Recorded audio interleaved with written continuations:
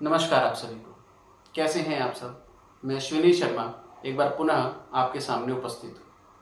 आज हम पढ़ेंगे कक्षा 11वीं की संस्कृत की पाठ्यपुस्तक शाश्वती भाग 1 से पहला पाठ वेदामृतम यानी वेद रूपी अमृत।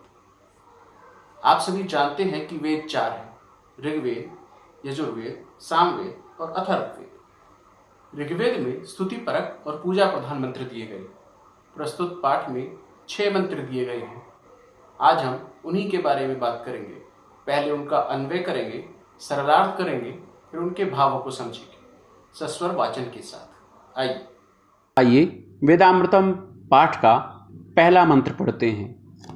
संगच्छध्वं संवदध्वं सं वो मनांसि जानतां देवा भागं यथा पूर्वे संजानाना उपासते। संगच्छध्वं सम सभी एक साथ चले, वदध्वं सम सभी एक समान बोले, वो मनांसी जानताम तुम्हारे सबके मन समान रूप से अर्थ का ज्ञान करें। देवा भागम यथा पूर्वे संजानानाम उपासते, जिस प्रकार प्राचीन काल में देवता एकमत होकर यज्ञ के भाग को ग्रहण करते थे, उसी प्रकार से सभी एक समान हो जाएं। प्रस्तुत मंत्र में सभी प्राणियों में समानता का भाव प्रदर्शित हो ऐसी कामना की गई है, क्योंकि समानता से ही विश्व का कल्याण निश्चित है। इसलिए हम सभी को प्रत्येक कार्य समानता के भाव से ही करना चाहिए। समानि वह आकुतिः समाना हृदयानि वः समानमस्तु वो मनो यथा वह सुसहासति। प्रस्तुत मंत्र ऋग्वेद के 10वें मंडल के 191वें सूक्त का चौथा मंत्र है।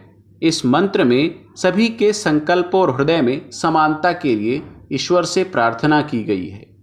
समानि वह आकुति, आकुति अर्थात संकल्प, तुम सबका संकल्प समान हो जाए। समाना हृदयानि वह, तुम्हारे हृदय समान हो।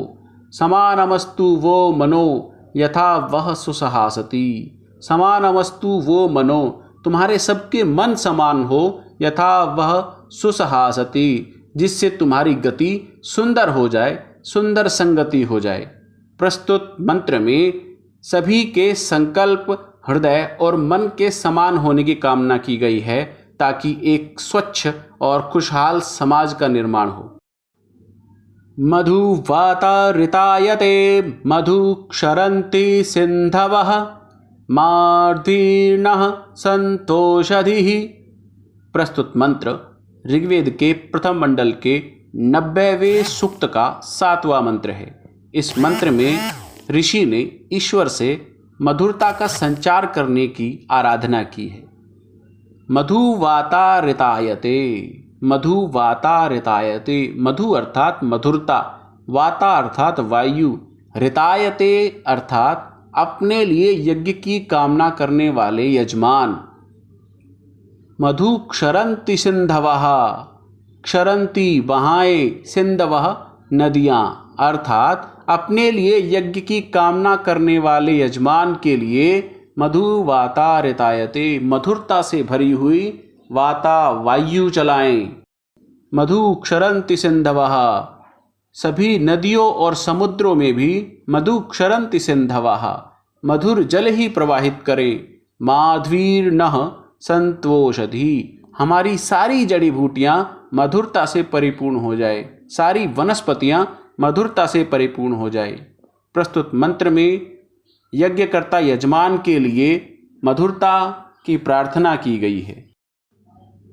यज्जाग्रतो दूरमुदैति दैवं तदुत्सुप्तस्य तथैवैति दूरंगमं ज्योतिषां ज्योतिरेकं तन्मे मनः शिव संकल्पमस्तु। प्रस्तुत मंत्र यजुर्वेद के 34वें अध्याय का पहला मंत्र है। इस मंत्र में ऋषि ने ईश्वर से सभी के मन शुद्ध संकल्पों वाले बने ऐसी प्रार्थना की है। यज्जाग्रतो दूरमुदयति दैवम। यज्जाग्रतो जो जागते हुए, दूरमुदयति दैवम जो मन दूर चला जाता है, तदु सुप्तस्य तथैवेति वैसा ही सोए हुए में भी होता है। दूरंगमन ज्योतिषाम ज्योतिरेकम वही मन इंद्रियों में सर्वाधिक दूर तक पहुँचने वाला एकमात्र प्रकाश है। अर्थात कहने का तात्पर्य ये है कि सभी इंद्रियों में मन विशेष शक्ति रखता है जो चंचल कहा जाता है। तन्मे मनः शिव संकल्पमस्तु, ऐसा मेरा यह मन शिव संकल्पमस्तु कल्याणकारी विचारों वाला बने, कल्याणकारी विचारधाराओं वाला बने।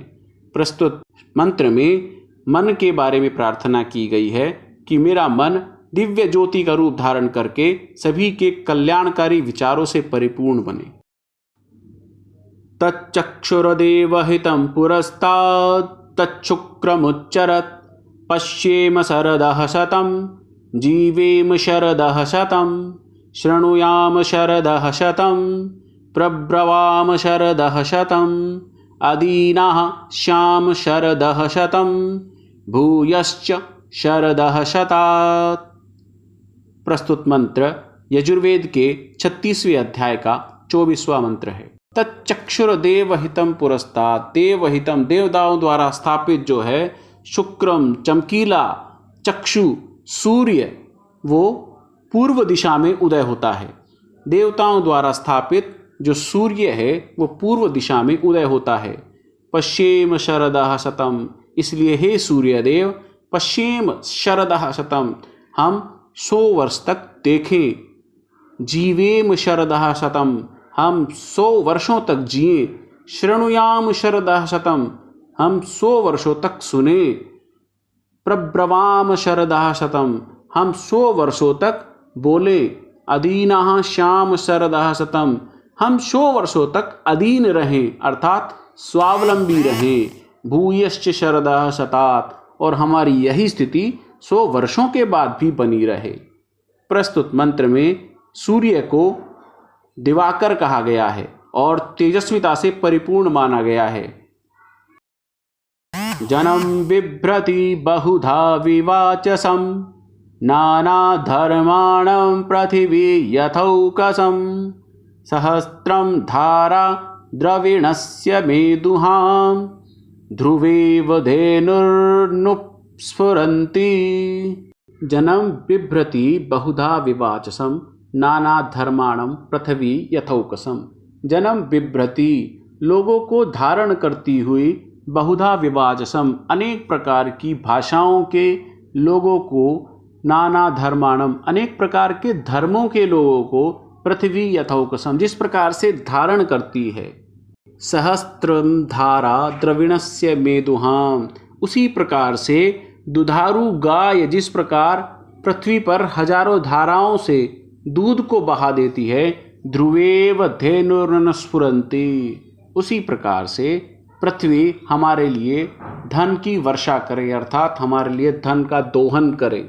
प्रस्तुत मंत्र का भाव यह है कि जिस प्रकार एक स्थान पर खड़ी हुई गाय से अनेक धाराओं वाला दूध निकाला जा सकता है, उसी प्रकार से यह पृथ्वी जो कंपन रहित होकर खड़ी है, अनेक प्रकार की धन संपदाओं को धारण किया हुआ है और विभिन्न भाषाओं को बोलने वाले, विभिन्न धर्मों को बोलने वाले लोग इस पृथ्वी पर हैं। यह पृथ्वी सब कुछ सहन करने वाली है और सभी को अनेक प्रकार की संपदाओं से युक्त करने वाली है।